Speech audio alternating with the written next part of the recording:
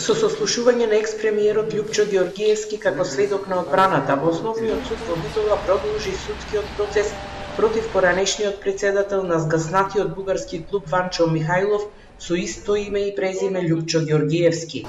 Нему му се суди за предизвикување омраза по национална основа и ширење ксенофобија по компјутерски систем.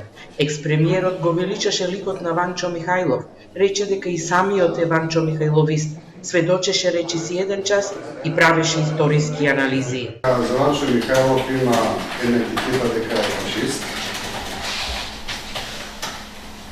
Таа етикета прво му е залепена од Бугарската комунистичка партија, потоа е преземена од Македонската и Југословенската комунистичка партија.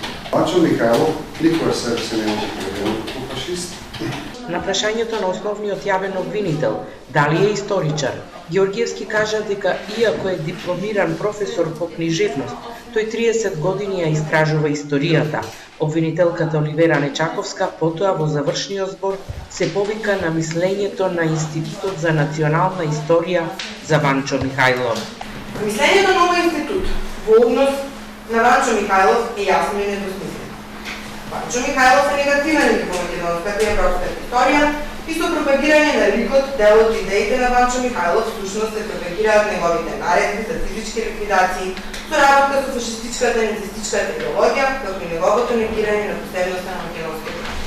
Во завршните зборови денеска, обвинителството побара осудителна пресуда и соодветна санкција, а пак адвокатот на Ѓоргиевски, Насер Рауфи, побара тој да биде ослободен од обвинението.